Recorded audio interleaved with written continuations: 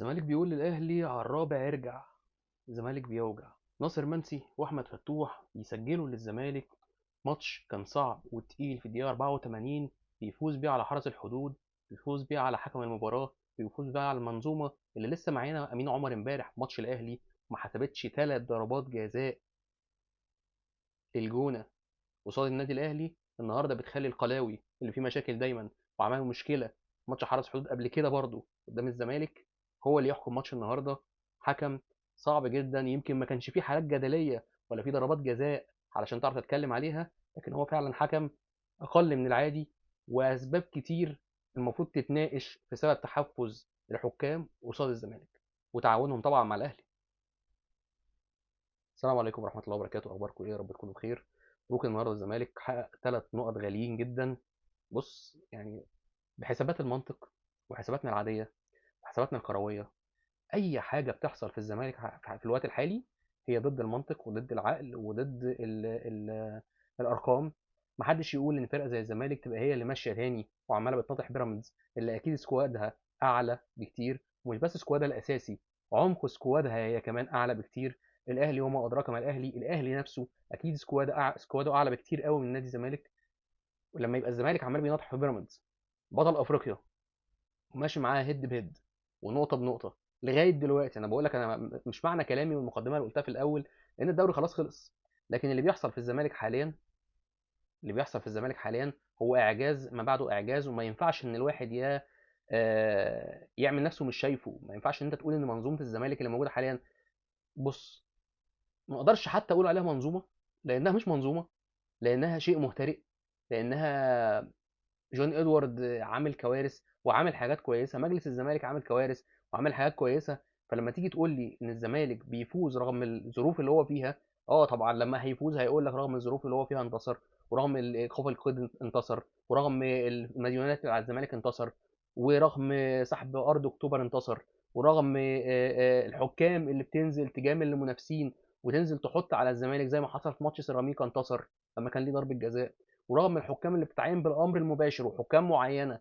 بتنزل تعمل ماتشات قدام الزمالك ازمات بتحصل فيها زي امين عمر على عكس ما هو بيعمله مع النادي الاهلي، ولكن الزمالك بينتصر رغم الظروف دي. اه ولما الاهلي الزمالك بينهزم لازم يقول ان في ظروف حصلت فعلا، لان الظروف موجوده وعلى عينك يا تاجر، ومقرين بيها الاهلاويه قبل الزملكاويه، ان انت عندك ظروف ما ينفعش تخلي فيه فرقه، ما ينفعش تخلي فيه منظومه في لعيبه كويسه اه، لكن معلش يعني هتقارنهم بلعيبه في انديه تانية وانديه بتصرف مليارات، حرفيا مليارات، والمفروض تكون دايسه على وش الكل واول بفارق نقط كتير.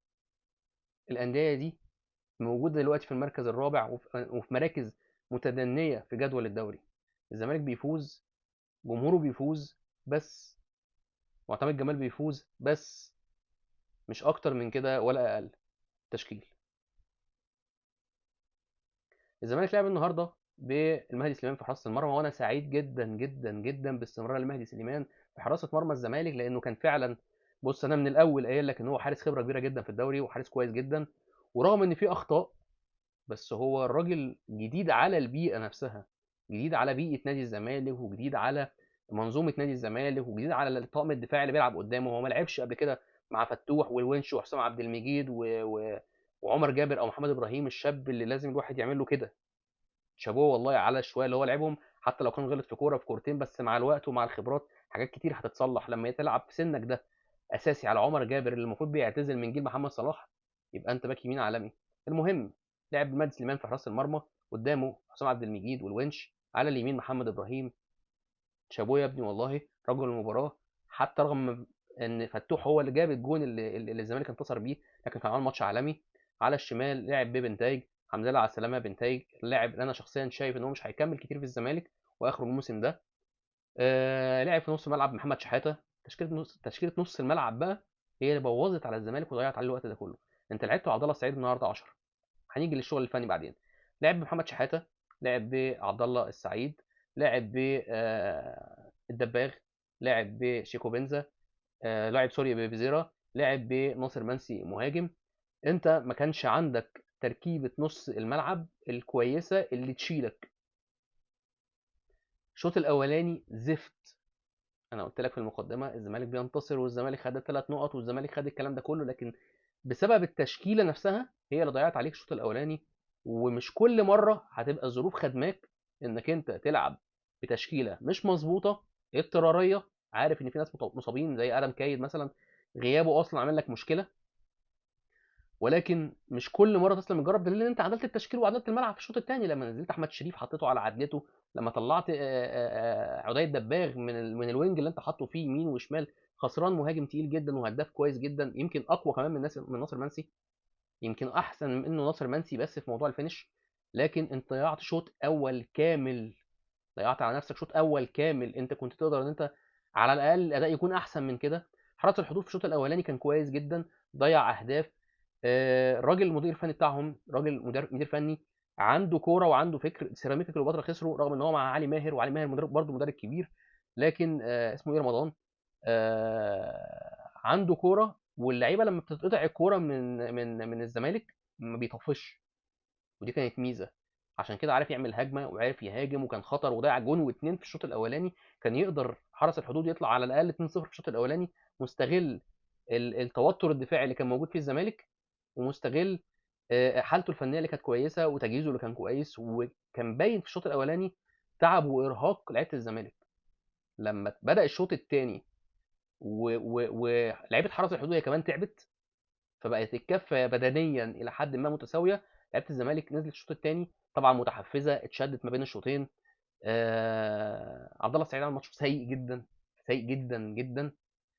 آه ما ضيعش يمكن الزمالك في الشوط الاولاني حاجات كتير، يعني ما فيش غير الكره بتاعت الونش، هي دي اخطر كوره اللي هو شاطها وشالها زنفولي. زنفولي برضو عامل ماتش عظيم النهارده مع حرس الحدود. زنفولي حارس من الحراس اللي هيبقى بعد كده في تاريخ الدوري عامل زي مهدي سليمان كده، ان هو لعب مثلا في الاهلي شويه، لكن الشويه دول ما كانوش كفايه ان هو يعمل تاريخ، لكن هو حارس كويس جدا وتالق النهارده قدام الزمالك. والزمالك لو بيفكر، انا نصيحه مني، لو الزمالك بيفكر ان هو يمشي صبحي او يمشي عواد، وانا مع عشان الاثنين، يبقى عندك الزنفولي اختيار كويس، وعندك حارس الجونه برضو اختيار كويس ينفع ان هو يسد معاك. الزمالك على مستوى الشوط الاولاني يمكن ما عملش زي ما قلت لك هجمات كتير، ما ضيعش فرص كتير، لعيبه في رعونه كتيره جدا. كان رجل الشوط الاولاني هو محمد ابراهيم الناشئ، هو الوحيد اللي كان بيرجع وبيدافع برضه بنتائج. في اول الشوط الاولاني كان مهزوز، يمكن لغايه نص الشوط الاولاني كان مهزوز، باصات كتير غلط. الونش كان مهزوز، باصات برضو كتير غلط، كانوا بيلبسوا بعض كتير.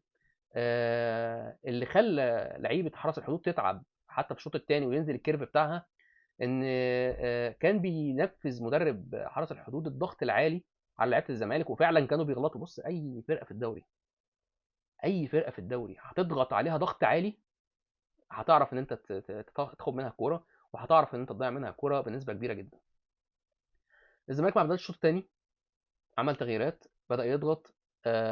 طلع عبد الله السعيد، نزل محمد السيد، عدلت شويه نص الملعب. في اخر الشوط الاولاني نزل احمد ربيع. رجوع احمد ربيع هيبقى مفيد جدا للزمالك انه يلعب في مركز 6 وشحاته 8، او عبد الله 8. توظيف عبد الله السعيد، وده غلط من معتمد جمال في الشوط الاولاني، توظيف عبد الله السعيد في الشوط الاولاني ولغايه ما طلع في مركز 10 غلط جدا. عبد الله السعيد في سنه دوت لعبه 8 او لعبه 6، صدقني اداؤه الدفاعي برضه هيكون كويس لما يكون معاه واحد زي محمد شحاته، لان عبد الله السعيد في سنه دوت عايز يشوف الملعب اكتر، عايز يوزع لعب اكتر. ما ينفعش ان انت تحطه 10. المركز ده محتاج فنتات ومحتاج تغيير اتجاهات سريعه، وهو مع السن ومع بطء الحركه، كل حاجه ليها شغلها، وكل حاجه ليها وقتها. بيبقى موضوع الفنتات والتعديه صعب جدا. الزمالك لغايه الدقيقه 84، لغايه يعني او لغايه ما نزل فتوح، لغايه ما نزل فتوح كان عمال يلعب كوره طويله، تقريبا حوالي 7 اوفسايد على الزمالك. ده رقم كبير جدا. الزمالك حاليا هو بالمناسبه هو اقوى هجوم في الدوري، وده على عكس برضه المتوقع. تمام، ان يبقى عندك ناصر منسي مسجل وعدي الدباغ مسجل ومن هدافين الدوري، ورغم كل دوت انت ما عندكش برضه واحد كبير زي شيكابالا مثلا يكون اسيستر او اسيست، او حد بيوزع اسيستات زي شيكابالا، زي عبد الله السعيد بيبقى غايب برضه فتره بسبب الاصابه، وتبقى بتلعب بادم كايد، ويبقى عندك ناصر ماهر اللي هو المفروض واحد من افضل اللعيبه اللي تلعب في المركز دوت، وراح بيراميدز متالق معاهم هناك وعامل شغل كويس جدا. فانت بيضيع منك شغل كتير ويضيع منك شغل كتير. ومع ذلك انت ماشي او تاني دوري، ومع ذلك انت ماشي متصدر مجموعتك وصعدت. الزمالك على مدار الشوط الثاني بدأ اللعب يهدى شويه، بدأ الكرة تتلعب على الارض اسرع، بدأ الزمالك يسرع شويه الريتم، بدأ يسلم من رجل لرجل وما يعتمدش على الطويله اللي اثبتت فشلها. بص، على مدار التاريخ الكرة دي كانت موجوده من ايام الملاعب ما كانت الطين اللي هو بيترش بالغمر ده، عارفه، اللي هو زي زراعه الرز كده. يعني كانت في الاوقات دي الكره الطويله بقى عشان الملاعب تعبانه واللعيبه ما بتمسكش نفسها وتتزحلق زي ما شفت بنتائج النهارده. حاجات كده اللي هو ايه المفروض ان انت ما تبقاش موجوده اصلا، خلاص الكره دي اتغيرت. هو بس كل الفكره ان هو كان عايز يستغل سرعه عدي الدباغ، وعايز يستغل سرعه بيزيرا، فبيلعب لهم الطويله. وطبعا لعيبه حرس الحدود كانوا عاملين بصراحه الاوفسايد بالمسطره. ما اعتقدش ان هو اتضرب غير مره بس حاجه كده، والمره الثانيه في الجون اللي هو بتاع ناصر منسي لما نزل احمد فتوح وعدلت الملعب وخليت احمد شريف واحد بيلعب على عدل، يعني او واحد بيلعب في المكان ده بيعمل العادي. انا بقول لك هو مصطفى شلبي احسن منه، بس بيعمل العادي، بيستلم، بيحط الكرة تحت رجله، بيسلم لبره، بيعدل، ممكن بيعمل خطوره، بيعرف يعدي ساعات واحد على واحد. ده مش شغل عدي الدباغ. ظلمت عدي الدباغ في حطيتك ليه ان هو وينج، بس عذرك لان احمد شريف مش كويس، وعذرك لان تشيكو بنزا انتوا عارفين طبعا مطرقع، فاللي هو مش بتاع ان هو يشيل اسم وتيشيرت زي الزمالك. لعب فتوح على الارض، كان باين قوي ان الشغل ده تعليمات العب على الارض في العمق، العب على الارض في العمق. وفعلا بداوا يضربوا دفاع حرس الحدود اللي كان متكتل من الشوط الاولاني، بيضربوه بكوره وباتنين باصات صغيره قصيره، باصات صغيره قصيره. هم واقفين صح، متمركزين صح، لكن ما بقوش يعملوا الضغط العالي اللي كان بيتعمل في الشوط الاولاني. عندهم القدره برضو لما يجوا يطلعوا بالكوره، في كذا لعيب كانوا كويسين عندهم، زي الراجل اللي رقم 7، الراجل اللي هو التونسي اللي كان بيلعب على اليمين. الزنفولي طبعا تألق في كوره طلعها اصلا من حلق الجون، وفي كوره تانية طلعها من محمد السيد لما نزل، اتلعبت عرضيه من محمد ابراهيم وطلع عليها محمد السيد. اداء عالمي بصراحه من الزنفولي، عمل ماتش عالي جدا. ولولا كان ممكن الماتش يخلص في الشوط الاولاني او حتى على الاقل في بدايه الشوط الثاني، ما كانش استمر الموضوع للدقيقه 84 لغايه ما فتوح جاب الجون العالمي اللي هو جابه. كرة بتيجي بتتلعب عرضيه، فتوح بيقطع عليها. انا استغربت اصلا ان فتوح هو اللي قطع عليها بالشكل ده. انا قلت ممكن مثلا ناصر منسي، ممكن محمد السيد، لان برضه طويل وبيعرف يطلع يلعب بالهيد. لكن لما فتوح نفسه هو اللي يزيد الزياده دي، ولما فتوح يغيب الغياب ده كله بسبب الإصابة ويرجع وهو فايق، فده معناه حاجة مبشرة لينا احنا حتى كمتلقيين، سواء أهلاوي أو زملكاوي بتتفرج على منتخب مصر. إن فتوح مركز في الكورة، بمعنى أن راجع فت، راجع مركز، راجع عايز أعمل فرق مع الزمالك، راجع عايز أعوض اللي فات. ودي حاجة كويسة جدا تحسب لمحتمي الجمال، وتحسب للناس دي كلها، وتحسب لفتوح برضو إن هو عايز يعمل مسيرة، ان هو عايز يفوق لنفسه دلوقتي، ان هو مش عايز يضيع وقت اكتر من كده. فطبعا فتوح كره لعب عرضيه، فتوح بيجيب الجون الاولاني جميل جدا وبيروح يحتفل مع جمهور الزمالك.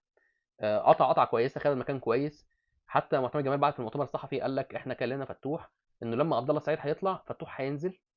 وانا بقول لك انا كنت ليه دايما ببقى ضد ان عبد الله السعيد يطلع من الملعب، لانه بكورتين ممكن يعمل لك الفارق. لكن لما يكون عندي لعيب اصغر منه مركز عنه، عبد الله السعيد هو عقده يخلص وخلاص هيعتزل، الراجل 40 سنه كتر خيره. لكن لما اشوف فتوح فايق، حط تحت كلمه فايق، وعايز يلعب وعايز يعمل حاجه، لا، قلب الملعب. الراجل نزل قلب الملعب، الراجل نزل قلب الملعب وجاب جون وعمل كذا كوره خطر. عندك احمد ربيع برضه لما نزل عمل شغل كويس، محتاج وقت شويه وهو لسه راجع من اصابه طويله. فلما يرجع محمود جهاد، لما يرجع ادم كايد، لما يرجع الملعب يتعدل، وتعرف تلعب مره تانية باتنين مهاجمين زي ناصر منسي وعدي الدباغ، الاثنين جنب بعض ووراهم ادم كايد وبزيره، تمام، هتفرق معاك كتير. وراهم 8 عبد الله وشحاته. لان طبعا انا ذكرتش كلمه محمد اسماعيل، لان محمد اسماعيل برضو، محمد اسماعيل انت بتخسره وانت بتلعبه في نص الملعب. من الكوارث اللي عملها النهارده معتمد جمال في الشوط الاولاني محمد اسماعيل. ايه سبب وسر اقتناعك بيه؟ هل مفيش غيره؟ ما هو انت طلعت برضو من الناشئين، الناشئين ما كانوش بالسوق اللي عليه محمد اسماعيل. باصات، كميه باصات ميس باص غلط كتير قوي، كميه ميس باص كتير قوي، كميه باصات غلط ما بتتسلمش كتير قوي، لعيبه بتبقى واخده اماكن ما بيبقاش في الاماكن، ولا هو حتى بيدافع كويس. فانت حاطه في نص الملعب ليه؟ خلاص، انت اي ناشئ هيلعب سته، يا عم العب بشحاته سته، والعب بعبد الله 8، والعب بفيزيرا 10 زي ما انت كنت بتلعب، والعب باتنين مهاجمين قدام، اللي هو ناصر منسي و... وعودية دباغ. لكن انت بتضيع على نفسك وقت كتير جدا بوجود محمد اسماعيل، وبتخسر محمد اسماعيل في مركز المساك، اللي هو مركز هو شخصيا متفوق فيه. لعب كام ماتش مع الزمالك، راح بطولة افريقيا. فاللي هو انت نفسك اللي مضيع على نفسك جودة زي محمد اسماعيل في الدفاع. ويعني برضو مش هقدر الوم على معتمد جمال قوي، لان انت ما عندكش تلعب ماتشات دوري، وانت المفروض ان انت الزمالك، والمفروض ان انت بتنافس. فالمفروض برضو انك انت بيبقى عندك القدره انك انت عندك لاعب واثنين. انت ما عندكش عمق سكواد، ما ايدك في قطاع الناشئين، مش عايز تشيل العيال الصغيره هم ان الزمالك وتيشيرت الزمالك والضغط والجمهور والبطوله والكلام ده كله، على عيني وراسي. بس في نفس الوقت انت شوط كامل ضيعته بسبب محمد اسماعيل. كان اسوأ لاعب، يمكن هو اسوأ لاعب في المباراه كلها. يعني انا لو في ايدي ان ادي جايزه احسن لاعب في الماتش كله، قبل ما فتوح يجيب الجون هديها لمحمد ابراهيم. بعد محمد ابراهيم احمد فتوح طبعا، لان هو جاب الجون اللي فتح لك بيه الماتش. لكن لو في ايدي ان ادي جايزه اسوأ لاعب في نادي الزمالك، او اسوأ لاعب في المباراه، كان محمد اسماعيل. ومش هلوم على محمد اسماعيل، هلوم على اللي بيلعبوا في المركز ده، وهلوم قبلها على الاداره وعلى جون ادوارد اللي مش موفرين لعيبه. هلوم قبل جون ادوارد برضو على الاداره. ما هو لو كان في فلوس والقيد مفتوح كان هتجيب لعيبه. كنت هلوم برضو على الاداره اللي مشت دونجا، وبلوم على الاداره اللي مشت ناصر ماهر، لانك لما تصاب عندك ادم كايد ما عندكش حد يحل محله. عايز حد زيه، وعشان تجيب حد زي ادم كايد دلوقتي وهو فايق مع الزمالك وهو جايب كوره، هتجيب واحد مثلا زي ناصر ماهر. طب ناصر ماهر دلوقتي لو فكرت انت تروح تجيبه من بيراميدز هتاخد اطلب منك قد ايه؟ انت يعتبر مدي ناصر ماهر ليهم ببلاش، وكان عقده لسه ساري. انت كنت عايز تقفش اي فلوس تمشي نفسك بيها، وديك قفشت فلوس. مين بقى اللي انت هتجيبه يلعب على ادم كايد؟ انا شخصيا بقول لك خوان بتزيرا، بس خوان بتزيرا انت بتخسره على الطرف. الشوط الثاني لما خوان بتزيرا راح على الطرف اليمين على عدلته وعلى المكان اللي بيلعب فيه، كان عامل خطوره وكان عامل شغل مع محمد ابراهيم. لما نزلت احمد شريف الناحيه الثانيه كان افضل. مش هقول لك هو كان فارق بقى لا، كان افضل. ماتش عظيم عظيم عظيم. وجمهور الزمالك انا مهما اتكلمت عليه انا مش هقدر اوفي له حقه، لان جمهور الزمالك ده في كل الاوقات، يعني مش بس في الوقت الحالي بس، او عشان الزمالك في ازمه، او عشان موضوع ارض اكتوبر، او عشان لا. الزمالك لسه خارج من بطوله الكاس.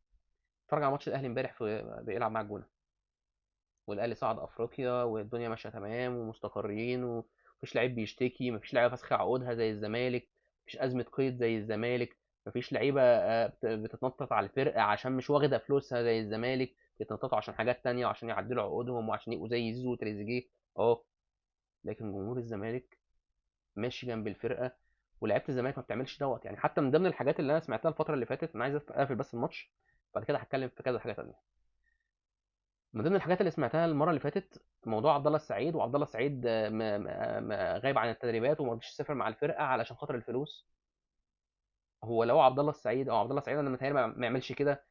واحد في احترافيته وخلاص، هو خلاص بيعتزل وعايز يخلي صورته كويسه قدام الناس، وهو عارف ان كده كده فلوسه هياخدها. يعني اي حد بيلعب في اي حته فلوسه هياخدها.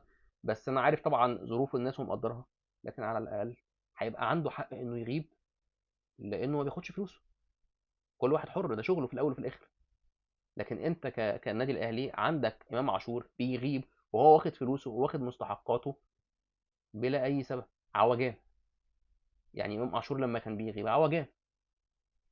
فاصلا فكره وجود الزمالك في المربع الذهبي ومنافسته دي في حد ذاتها انجاز. فيحسب طبعا الشكر لله طبعا في الاول في الاخر، وبعدها معتمد جمال، وقبل معتمد جمال طبعا جمهور الزمالك اللي ليه كل التحيه والتقدير، اللي ماشي مع الزمالك لغايه دلوقتي ومساند الفرقه لغايه دلوقتي ومكمل مع الفرقه لغايه دلوقتي. فاول حد لازم اقول له كمان قبل معتمد جمال مبروك جمهور الزمالك، لان مفيش اداره. مبروك معتمد جمال، لان الراجل بصراحه عامل اداء ومغير في الشكل. نيجي بقى للتحكيم عشان لينا كلام كتير معاه. التحكيم محتاج شويه كلام. كلام ايه بس، ده محتاج فيديوهات بالساعات والله نتكلم عليه. بس انا هتكلم في اخر كام حاجه يعني. انا عندي دلوقتي كان في ماتش للسيراميكا مع الزمالك في الكاس، وكان في حالات جدليه. تمام. طلع محمود البنا اللي هو نفسه اللي كان بيحكم ماتش الاهلي وسيراميكا في السوبر في الامارات، وطلع قال لك على كوره ضربه الجزاء بتاعت الزمالك انها مش ضربه جزاء، وقال لك على ضربه الجزاء بتاعت حسام عبد المجيد اللي اتحسبت انها ضربه جزاء.